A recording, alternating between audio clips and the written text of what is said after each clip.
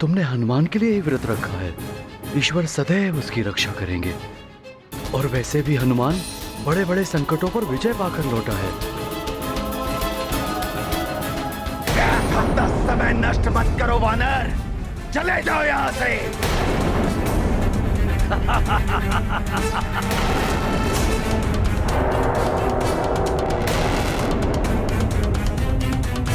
मेरे समक्ष तो विकट परिस्थिति उत्पन्न हो गई है। एक ओर तो ये राक्षस परास्त नहीं हो पा रहे, दूसरी ओर चंद्रदेव का कुछ ज्ञात नहीं। अब माँ का व्रत कैसे पूर्ण होगा?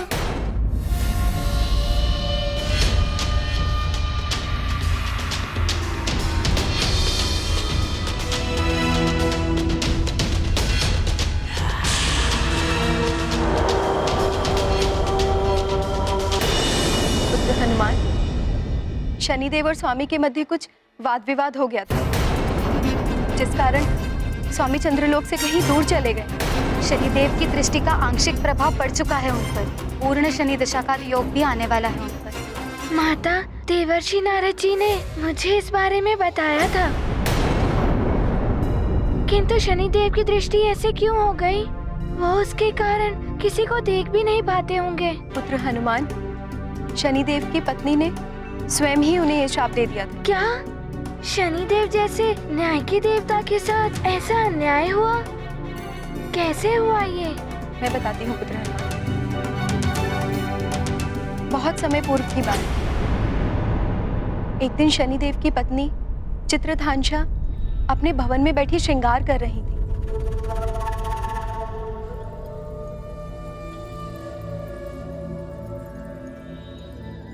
सेविकाओं, आज ऐसा अप्रतिम श्रृंगार करो मेरा कि स्वर्ग की अप्सराएं भी देखे तो ईर्ष्या कर उठी। चित्रधांशा से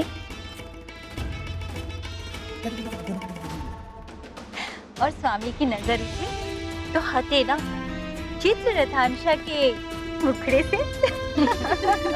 ऐसा ही होगा महारानी। कहीं ये ना हो कि आप स्वयं ही ईर्ष्या कर उठे, स्वयं से ही।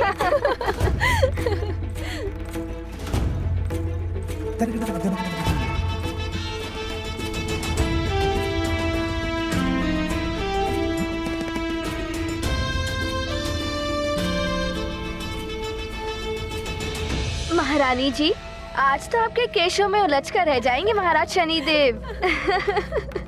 तन सुंदर, मन सुंदर, नैन सुंदर।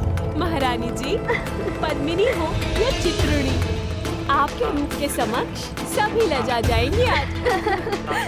महारानी चित्रधांशा, मुझे तो भय है कि यदि एक बार महाराज शनिदेव की दृष्टि आपके मुखड़े पर पड़ी तो कहीं अपना असुर बुद्धि ना खो बैठे।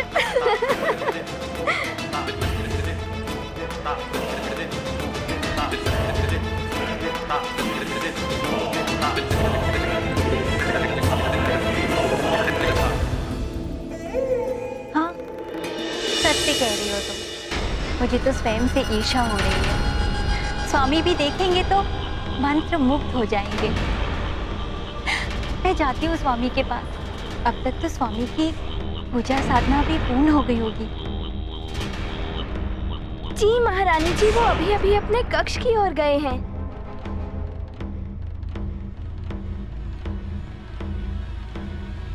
ओम विष्णवे नमः।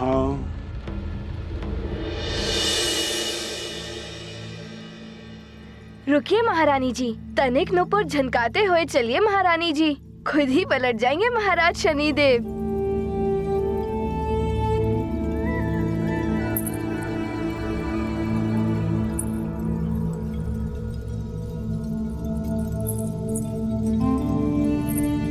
ओम विष्णवे नमः।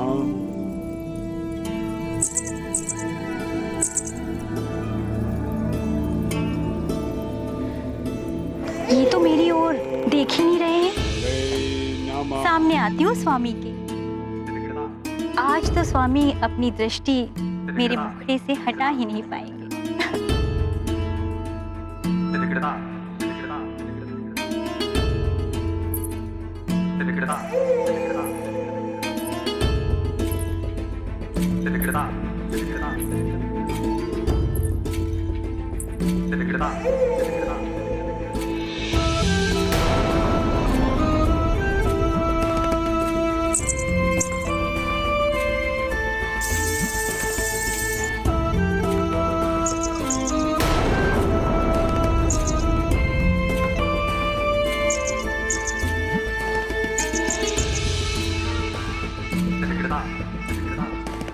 कोई प्रतिक्रिया नहीं।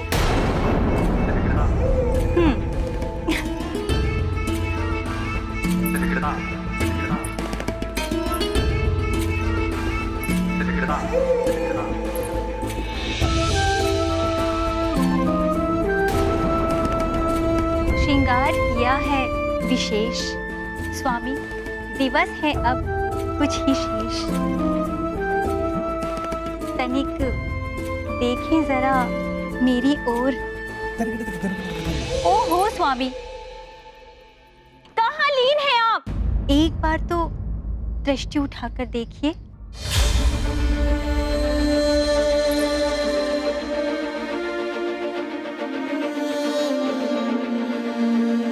स्वामी, आपकी पूजा तो समाप्त हो गई है, फिर भी आप ध्यान में लीन हैं क्या? ओम विष्णवे नमः।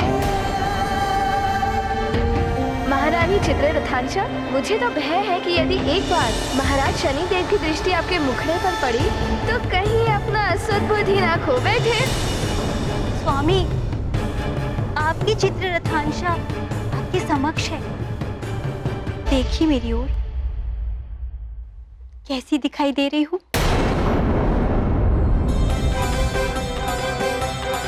स्वामी, स्वामी, मैंने आपके लिए आज ये विशेष श्रृंगार किया है, एक बार दृष्टि डाल दीजिए अपनी मेरी ओर। आपको कुछ सुनाई दे रहा है स्वामी? मैं कब से पुकार रही हूँ आपको। स्वामी, मेरी ओर दृष्टि उठाकर तक नहीं देखा आपने। आप मेरे सौंदर्य का अपमान कर रहे हैं। व्यर्थ हैं आपके ये नेत्र जो आप अपनी प्रेममयी स्त्री की ओर भी ना उठा सके। अब से आप मेरी ओर तो क्या, किसी अन्य की ओर भी अपनी दृष्टि उठाकर नहीं देख सकेंगे। मैं चित्ररथांशा आपको श्राप देती हूँ।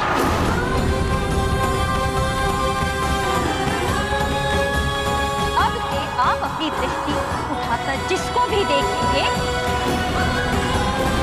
उसका नाश हो जाएगा, नाश हो जाएगा, नाश हो जाएगा, नाश हो जाएगा, नाश हो जाएगा, नाश हो जाएगा। प्रभु भक्ति की अद्भुत माया, लीला कोई समझ न पाया।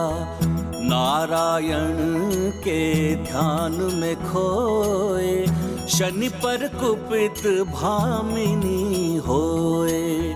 ऐसे शाप का क्या हो पाए, शनिदेव हो गए निरुपाय। भक्ति और शांति बने संताप, पत्नी कोप सदा अभिशाप। ये तो बहुत ही अनुचित हुआ शनिदेव के साथ। हाँ पुत्र, शनिदेव की दृष्टि का प्रभाव बहुत ही कष्टकारी होता है। जब इन पर उनकी पूरी तरह से दृष्टि का प्रभाव पड़ेगा तो न जाने क्या होगा। स्वामी, शनिदेव की पत्नी ने शनिदेव को इस प्रकार का श्राप देकर सबके साथ साथ स्वयं के लिए भी संकट उत्पन्न कर लिया। हाँ प्रिय, पति पत्नी दाम्पत्य जीवन रूपी रथ की दो धुरी हैं। किसी भी प्रकार से यदि एक धुरी को क्षति पहुंचती है तो रथ लड़खड़ा जाता है। परिस्थिति कोई भी हो, पति पत्नी को आपस में कोई भी ऐसा कृत्य नहीं करना चाहिए जिससे उन्हें हानि पहुंचे, अपितु एक दूसरे के लिए सदैव मंगल कामना ही करनी चाहिए। ये कैसी ध्वनि है? माता, प्रतीत होता है ये कोई राक्षस की ध्वनि है। हाँ हनुमान, राक्षस अमृत के मोह में यहाँ तक आए होंगे। आवाज भी उसी ओर से आ रही है। अमृत की सुरक्षा का दायित्व स्वामी हम पर सौंप कर गए। यदि ये अमृत इन राक्षसों के हाथ लग गया तो इस संसार के लिए बहुत बड़ा संकट उत्पन्न हो जाएगा। माता, आपका पुत्र हनुमान है ना? हनुमान के रहते इस अमृत को कोई स्पर्श भी नहीं कर सकता। माता, आप दोनों मुझे आज्ञा दें।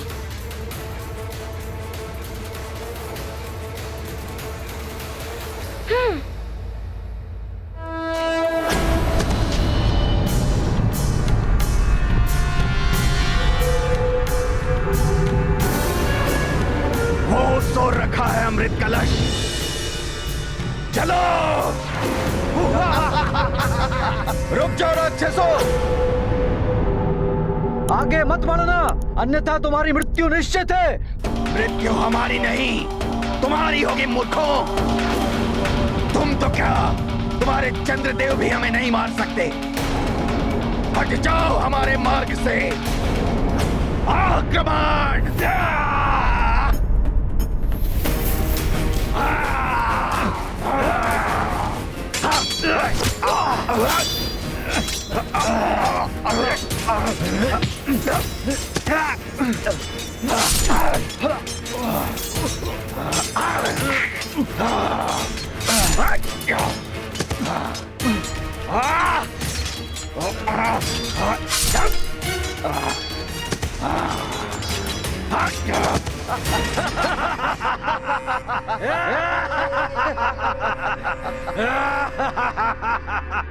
अब हमें कोई नहीं रोक सकता, कोई भी नहीं।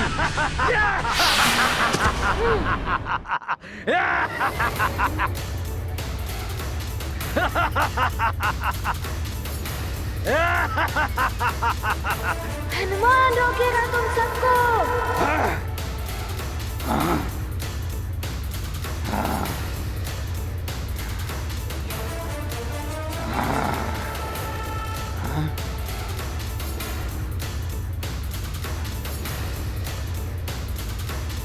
तू यहाँ भी आ गया दुष्ट वानर। हनुमान काल है तुम जैसे राक्षसों का। जहाँ तुम सबका आतंक होगा वहाँ का रक्षक हनुमान होगा। कोई हित नहीं कर पाओगे तुम हमारा हनुमान। हमें तो मात्र नर रूपी नारायण ही मार सकता है, अन्यथा कोई नहीं। रक्ष योद्धाओं, आगे बढ़ो और उठा लो अमृत कलश। हनुमान, रोको ही नहीं। यदि अमृत कलश इनके हाथ लग गया तो बहुत बड़ा अनर्थ हो जाएगा।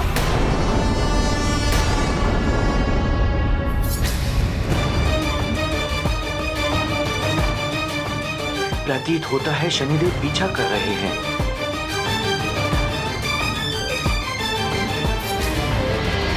मुझे ऐसे किसी स्थान पर जाना होगा जहां शनिदेव ना पहुंच सके, ना ही उनकी दृष्टि मुझ तक पहुंच पाए।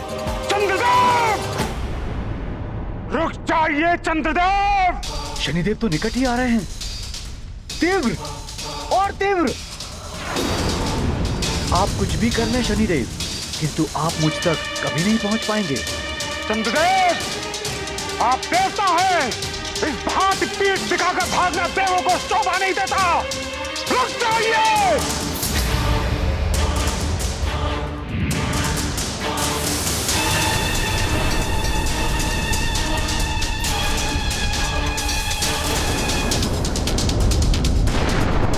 नारायण नारायण, कैसी विचित्र स्थिति है। सृष्टि के विनाश की किसी को चिंता ही नहीं है। एक देव ने अभिमान किया तो एक देव कुपित हो उठे और दुष्परिणाम भोगना पड़ रहा है सृष्टि को। नारायण नारायण।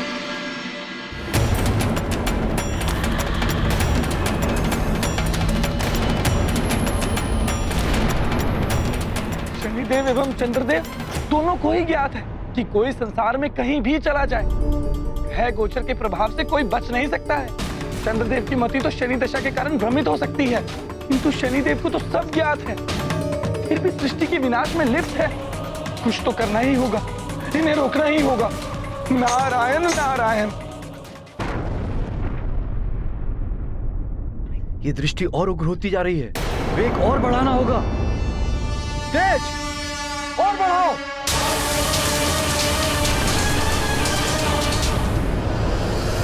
द्वारिकाधीश, इतनी बड़ी भूल तो चंद्रदेव ने नहीं की कि शनिदेव उन्हें प्रताड़ित करने के लिए इस प्रकार पीछे पड़ गए। प्रिय कालिंदी, जिस प्रकार अग्नि में घृत पड़ने से अग्नि दहक उठती है, उसी प्रकार शनिदेव की उग्र प्रवृत्ति रूपी अग्नि में क्रोध का घृत पड़ चुका है। क्रोध ने शनिदेव के विवेक को हर लिया है। वो न्याय और अन्याय की परिभाषा भूल चुके हैं। इसीलिए ना तो उन्हें सृष्टि का विनाश दिखाई दे रहा है और ना ही अमृत की कोई चिंता है।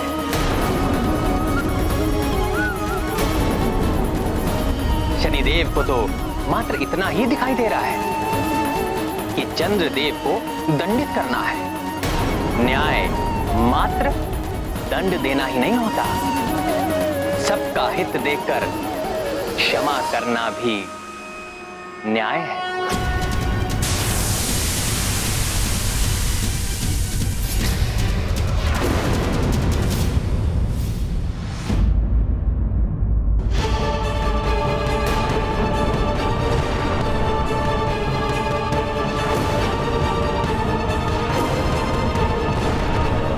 ये आकाश में हर ओर अग्नि और विस्फोट, मेरा पुत्र किसी संकट में ना आ जाए। कुछ तो बहुत ही अनिष्टकारी घटित हो रहा है वहां पर, और मैं मात्र देखने के अलावा कुछ नहीं कर पा रहा हूं। पूर्ण आकाश में जैसे अग्नि भर उठी हो। हे ईश्वर, हमारे हनुमान की रक्षा करना।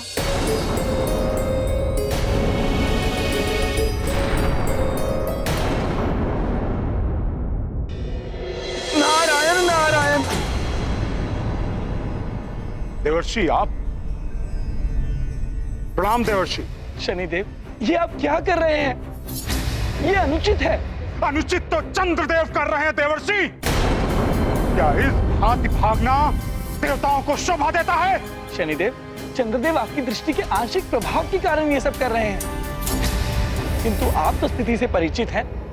देखिए किस प्रकार सृष्टि का विनाश हो रहा है। यदि आप देवताओं के विवाद का लाभ उठाकर असुर अमृत ले गए तो बहुत बड़ा अनर्थ हो जाएगा। बस देवर्षि, यदि ये बात आप चंद्रदेव को समझाएं तो उचित होगा। यदि वो इस प्रकार भागते नहीं तो सृष्टि का विनाश नहीं होता।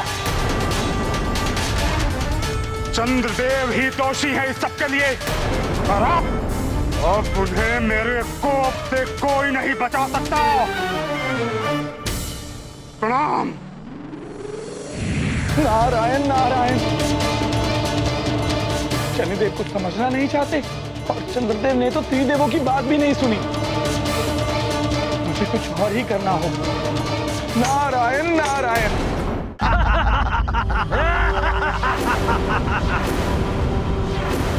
माता रोहिणी, मैं इन राक्षसों को अमृत कलश की ओर जाने ही नहीं दूंगा। बस अब और आगे नहीं बढ़ पाओगे तुम सब असुरों। तो तुम रोकोगे मुझे?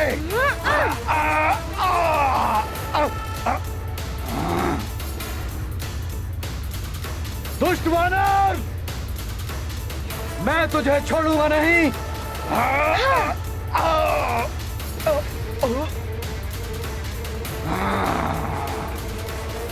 कोई आगे बढ़ने का प्रयास ना करे। बहुत चपल है ये दुष्ट वानर। इसका अंत करो और आगे बढ़ो।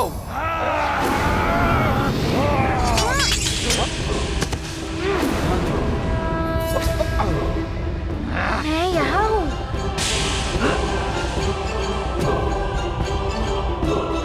दुष्ट वानर, तुम्हारी मृत्यु निश्चित है।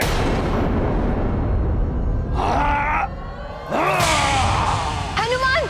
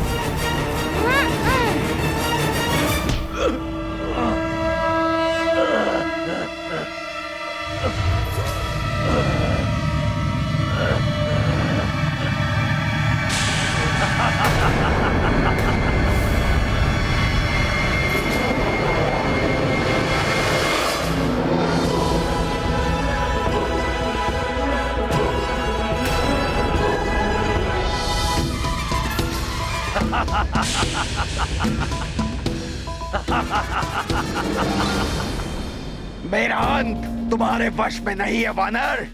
तुम तो क्या, कोई भी मेरा हित नहीं कर पाएगा।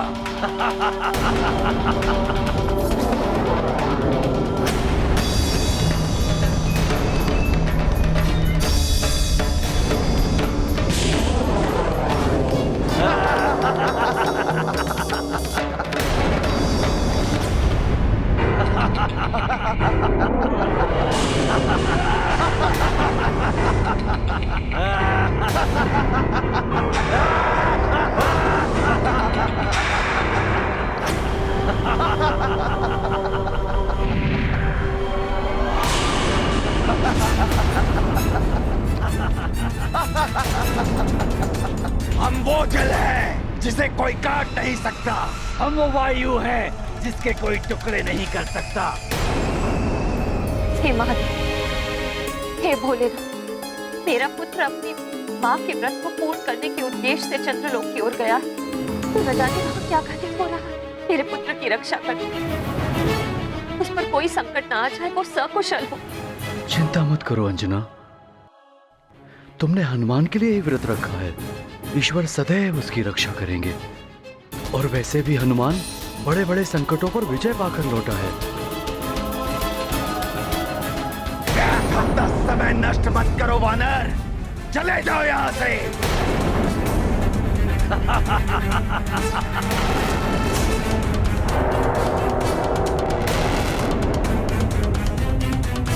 मेरे समक्ष तो विकट परिस्थिति उत्पन्न हो गई है।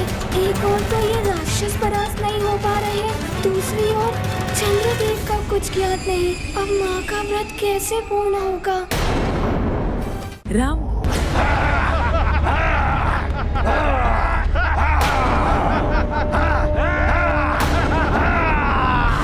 ये तो बड़ी ही विकट स्थिति हो गई है हनुमान के लिए। हम तुम्हें अंतिम अवसर दे रहे हैं वानर, चले जाओ यहाँ से। अमृत कलश तो हम लेकर ही जाएंगे। यदि तुम हमारे मार्ग में आए तो अपनी माँ के दुख का कारण बनोगे तुम। मेरी माँ ने मुझे सीख दी थी कि परिस्थितियों से भागने के साथ पर उनका डटकर सामना करो। मैं तुम सबका सामना करूंगा। हमारा वध तो केवल नारायण के नर अवतार द्वारा ही संभव है। तुम हमें अमृत कलश लेने से नहीं रोक पाओगे वानर बालक। नारायण नारायण, इस प्रकार कब तक भागते रहेंगे चंद्रदेव? प्रणाम देवर्षि, कृपया अभी मेरा मार्ग मत रोकिए। शनिदेव मेरे पीछे पड़े हैं और मैं उनकी दृष्टि से बचना चाहता हूँ। किंतु इस प्रकार भागते रहने से बच नहीं पाएंगे आप चंद्रदेव।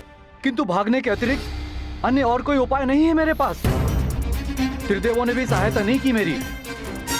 किंतु मैं जानता हूँ कि आपकी सहायता कौन कर सकता है, कौन रक्षा कर सकता है आपकी शनिदेव की दृष्टि से।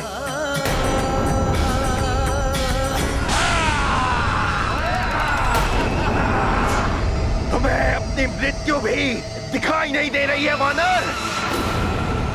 राक्षयोद्धाओ, आक्रमण!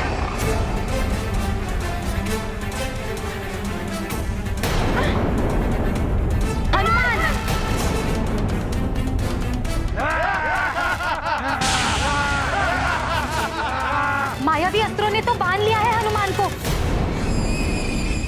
वानर, ये हम मायावी राक्षसों की वरदानी शक्तियों का अस्त्र फांस है। इससे कोई नहीं बच सकता। ये धीरे धीरे सिमट कर सुकड़ कर तुम्हारे अस्थि पंजरों को टुकड़े टुकड़े कर देगा।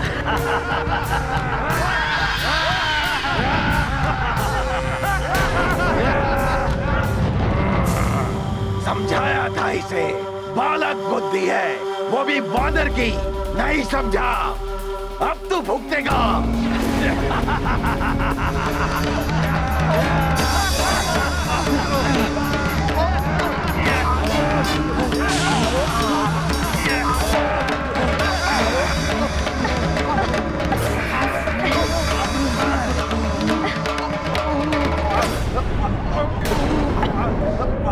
ये बांस तो बड़ी ही मायावी है।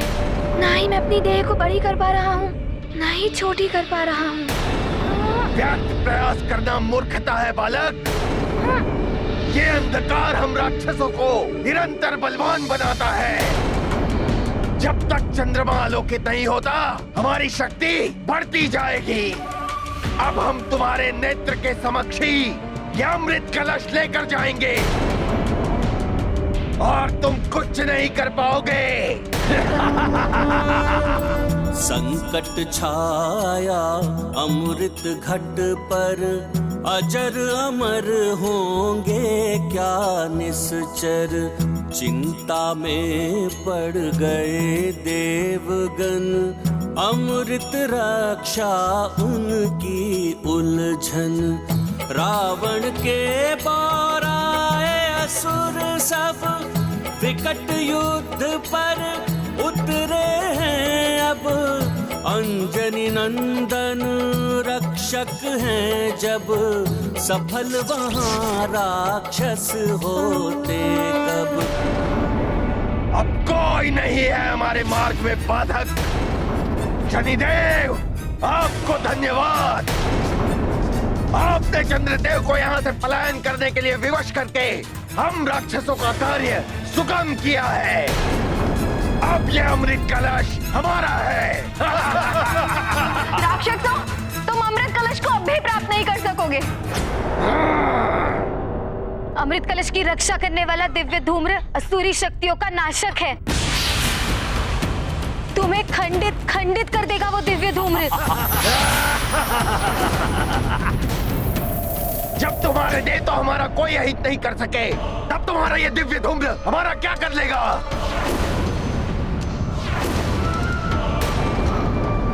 मात्र नारायण का नर अवतार ही हमारा अहित कर सकता है।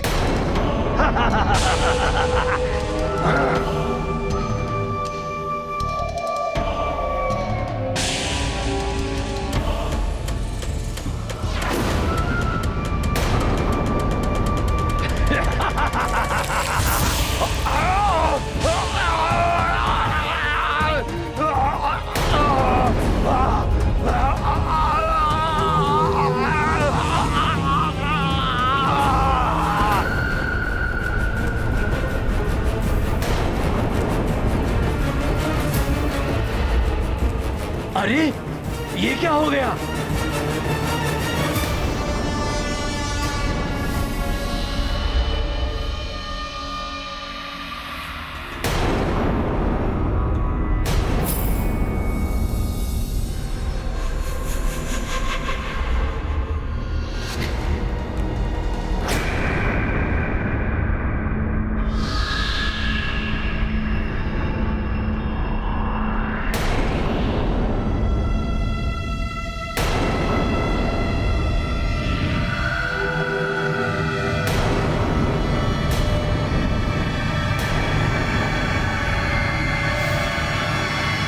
प्रतीत होता है ये पुनः जीवित हो उठेगा।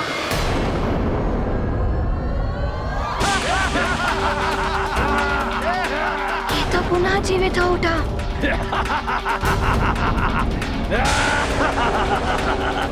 कहा था ना, हमारा कोई अहित नहीं कर सकता। अमृत कलश तो अब हम लेकर ही जाएंगे। मुझे ही कुछ करना होगा। मैं इन राक्षसों को अमृत ले जाने नहीं दूंगा। अब होगा अमृत कलश पर असुरों का अधिकार। लंकेश, अब आप होंगे अमर और सारे असुर भी होंगे अमर। तीनों लोक पे होगा असुरों का राज। चंद्रमा पर शनि दशा, ग्रहण के समान अंधकार से आसुरी शक्तियों में असीम वृद्धि। फिर भी अमृत लाने में विलंब क्यों? कहीं कोई बाधा उत्पन्न ना हो गई हो हमारे रक्ष योद्धाओं के मार्ग में। मैं अभी दूध भेजकर ज्ञात करवाता हूँ लंकेश। श्वासुर श्री ज्ञात रहे, महापूर्णिमा पर अमृत में उबाल आएगा, किंतु उससे पूर्व अमृत रावण के पास होना चाहिए। जय लंकेश, जय लंकेश, जय लंकेश। इस अस्त्र पास बंधन से मुक्त हुए बिना तो मैं रोक ही नहीं पाऊंगा इन असुरों को। क्या करूं? अमृत कलश की रक्षा करने वाला दिव्य धूम्र असुरी शक्तियों का नाशक है। आसुरी शक्तियों का नाशक। और ये पास बंधन आसुरी है। जय लंकेश, जय लंकेश, जय लंकेश, जय लंकेश।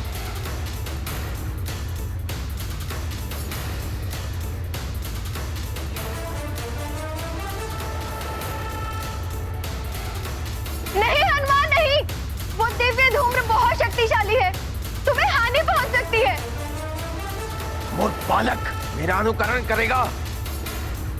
मूर्ख, ये बाउंडर मृत्यु का बाउंडर है।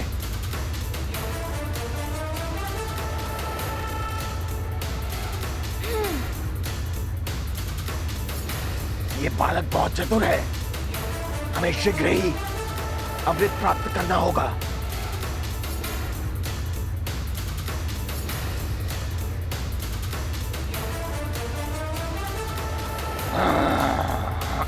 सखा,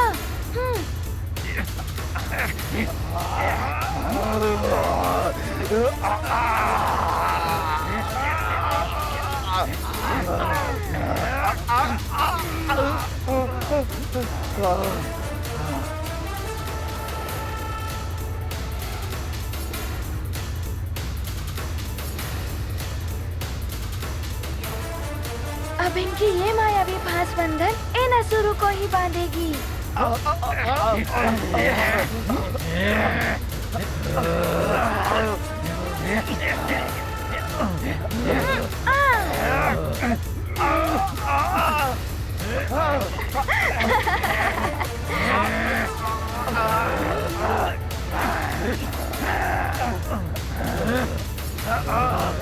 उचित किया तुमने हनुमान। अब आपका ये मायावी शस्त्र से बंधा हुआ अस्त्र बंधन, आप सभी बंधे रहेंगे इसमें। दुष्ट वानर, निकालो हमें यहाँ से। निकाल तो दूंगा, किंतु इससे नहीं, यहाँ से ही निकाल दूंगा। सखा, दुष्ट वानर, हमें मुक्त कर दो। नहीं, नहीं वानर बालक, हमें मुक्त कर दो। नहीं, वानर बालक, हमें मुक्त कर दो। नहीं, नहीं।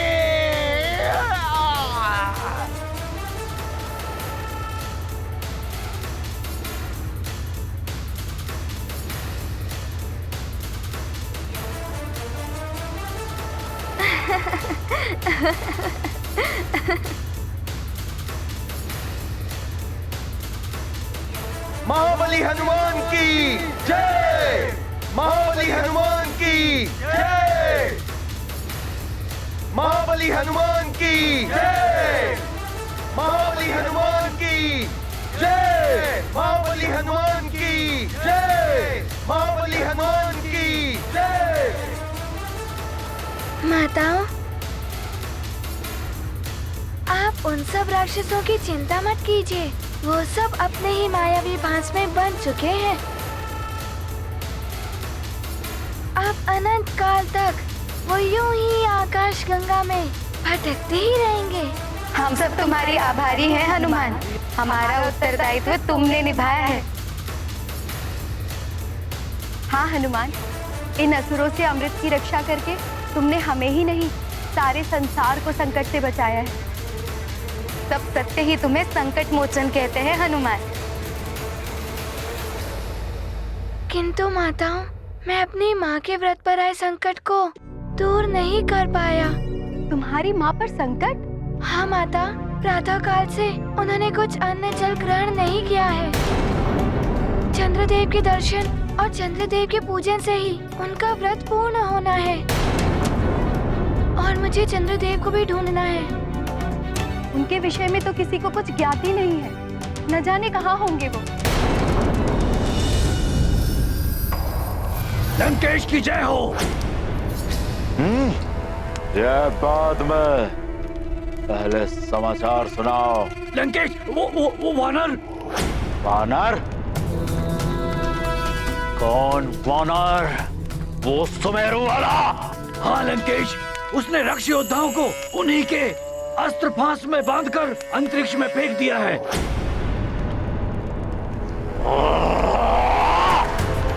वानर!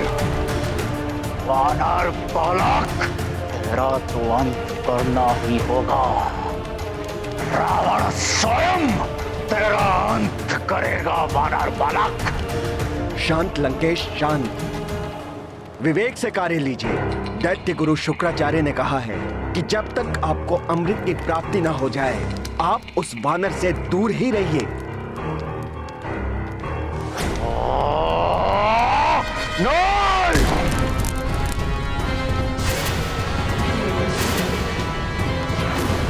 अमृत, अमृत, अमृत।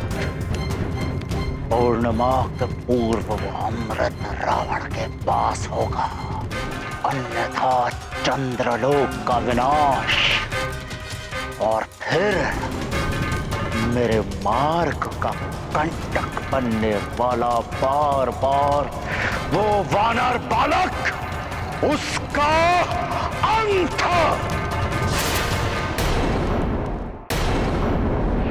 नारायण नारायण। प्रणाम देवर्षि।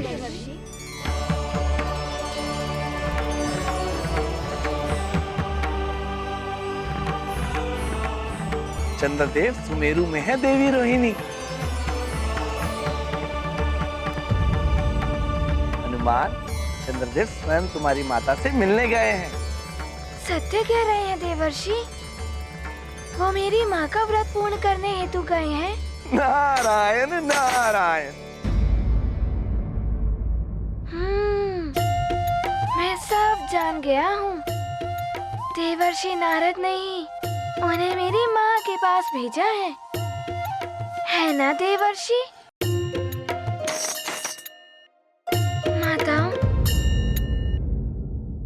आप अमृत की सुरक्षा और बढ़ा दीजिए और मुझे आज्ञा दीजिए। मुझे भी बहुत भूख लगी है।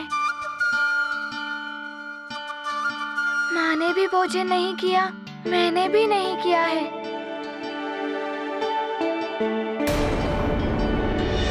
प्रणाम।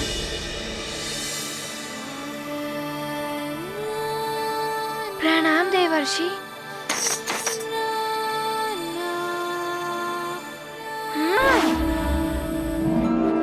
नारायण नारायण।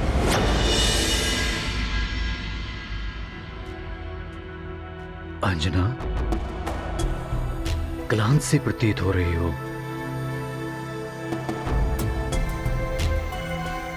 अंजना, प्रातः काल से अब तक न तुमने अन्न ग्रहण किया है न जल। त्रयोदशी की रात्रि ही इतनी कष्टदायी लग रही है, तो पूर्णिमा तक न जाने क्या होगा। माँ, मेरे साथ तो आप सब, किंतु हनुमान तो चंद्रलोक गया है। उसके साथ तो कोई नहीं। अब तक ना हनुमान लौटा है और ना ही चंद्रदेव के दर्शन हुए।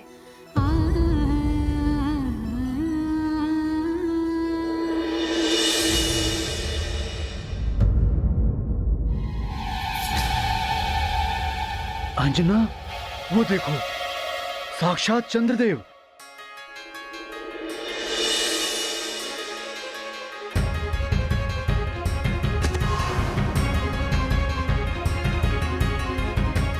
प्रणाम चंद्रदेव। प्रणाम। चंद्रदेव, आप, मैंने तो आपके दर्शन के लिए 3 दिवसीय व्रत का संकल्प लिया था। मेरा सौभाग्य है जो प्रथम दिवस ही आप साक्षात उपस्थित हो गए। मुझे ज्ञात है देवी, आपका ये व्रत महापूर्णिमा की रात्रि को मेरे दर्शन के पश्चात ही पूर्ण होने वाला है। अंजना, अब तो तुम चंद्रदेव के साक्षात रूप के दर्शन करके अपने त्रयोदशी व्रत को पूर्ण कर सकती हो। हाँ, ये देवी अंजना, मैं चंद्रदेव चंद्र ग्रह का अधिष्ठाता हूँ, किंतु ग्रहों की शांति और प्रसन्नता के लिए जो व्रत रखे जाते हैं उनकी पूर्णता ग्रह दर्शन से ही होती है, देव दर्शन से नहीं। आपका व्रत भी पूर्ण होगा मेरे पूर्ण ग्रह रूप के दर्शन से। तो चंद्रदेव अपनी पूर्ण आकृति और तेज के साथ प्रकाशित होकर दर्शन दीजिए। विवशता की बेड़ियों ने मुझे बांध रखा है केसरी जी।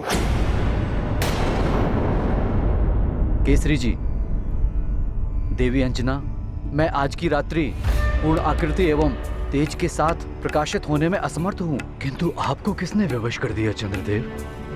कोई विपदा आ गई है क्या? विपदा तो है केसरी जी, किंतु मैं सर्वप्रथम देवी अंजना से एक वचन चाहता हूँ। देवी अंजना से एक वचन चाहता हूँ, जिसके लिए स्वयं देवर्षि नारद ने मुझे यहाँ भेजा है। देवर्षि नारद ने? हाँ देवी अंजना। नारायण नारायण। चंद्रदेव, इस समस्त संसार में शनिदेव के कोप से आपकी रक्षा करने में यदि कोई सक्षम है तो वे है इस सारे जगत में संकट हरने वाले संकट मोचन महाबली हनुमान। हनुमान? परंतु मेरे कारण यदि हनुमान को भी अब शनिदेव के कोप का भाजन बनना पड़ा तो ये अनुचित होगा। देवताओं के उद्देश्य को पूर्ण करने के लिए तो हनुमान का जन्म हुआ है।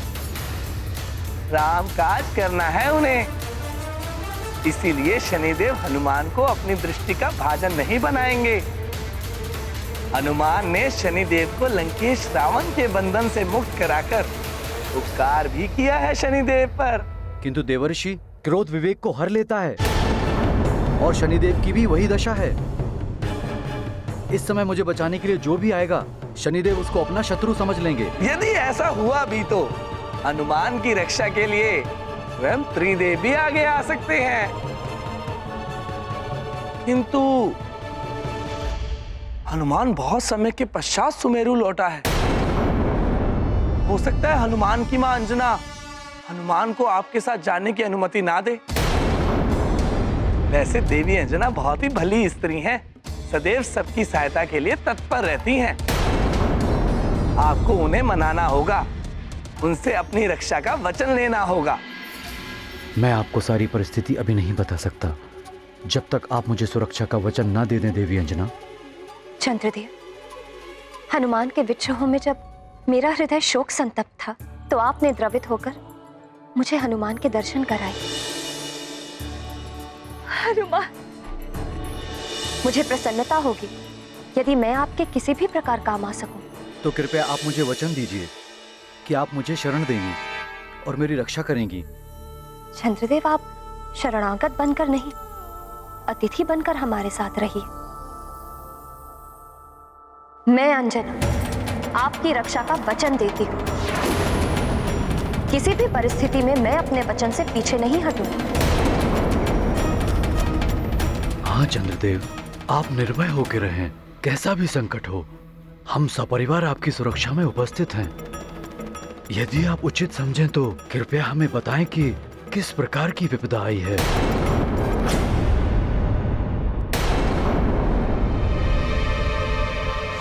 ऐसी ही विकट परिस्थिति अब चंद्रदेव के समक्ष आ रही है। ना जाने कैसे करेंगे वो इस परिस्थिति का सामना। शनिदेव की दशा के प्रभाव से भोले बाबा यदि संकट में पड़ गए, ना जाने चंद्रदेव का क्या होगा। मैं आपको सारी परिस्थिति अभी नहीं बता सकता जब तक आप मुझे सुरक्षा का वचन ना दे दें देवी अंजना। चंद्रदेव, आपकी ये विपदा शनिदेव की दशा तो नहीं?